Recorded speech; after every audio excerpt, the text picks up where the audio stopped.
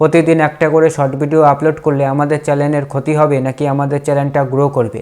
অনেক বড় বড় ক্রিয়েটার এই টপিকে ভিডিও বানাচ্ছে, তাই ভাবলাম আমি একটা ভিডিও বানাই। আসল সত্যটা হচ্ছে প্রতিদিন একটা করে শর্ট ভিডিও বানালে আমাদের চ্যানেলটা ডাউনও হতে পারে বা আমাদের চ্যানেলটা গ্রো হতে পারে।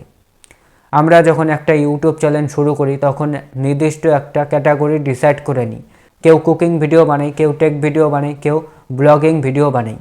তো আমাদের কি করতে হবে, যেই ক্যাটাগরিতে আমরা ইউটিউব চ্যানেলটা বানিয়েছি সেই ক্যাটাগরিতেই পার ডে আমাদের একটা করে শর্ট ভিডিও আপলোড করতে হবে নির্দিষ্ট টাইমে। আমরা যদি পার ডে নির্দিষ্ট টাইমে একটা করে শর্ট ভিডিও আপলোড করি তাহলে কিন্তু আমাদের ইউটিউব চ্যানেলটা গ্রো করবে এবং যেই শর্ট ভিডিওতে সবথেকে বেশি ভিউজ এসেছে সেই টপিকে আমরা যদি বেশি করে ভিডিও বানাই তাহলে কিন্তু আমাদের শর্ট ভিডিও ভাইরাল হবে এবং আমাদের চ্যানেলটা তাড়াতাড়ি গ্রো করবে। আর প্রতিদিন একটা করে শর্ট ভিডিও আপলোড করলে আমাদের ইউটিউব চ্যানেলটা ডাউন কেন হবে সেটাই তোমাদের এখন বলছি।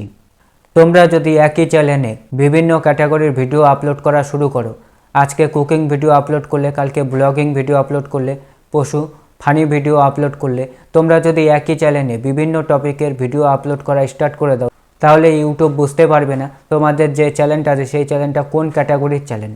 তাহলে কি হবে, ইউটিউব তোমাদের সেই চ্যানেলটা সঠিক অডিয়েন্সের কাছে রেকমেন্ড করতে পারবে না। এর ফলে কি হবে, চ্যানেলটা ডাউন হয়ে যাবে।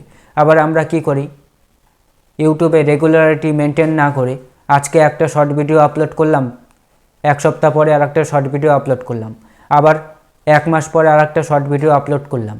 এরকম করলেও কিন্তু আমাদের ইউটিউব চ্যানেলটা ডাউন হয়ে যাবে এবং আমাদের ইউটিউব চ্যানেলটা কিন্তু ডেটও হয়ে যেতে পারে। তোমরা এই ভুলটা কখনোই করবে না। তোমরা কি করবে, রেগুলার তোমরা ভিডিও আপলোড করার চেষ্টা করবে।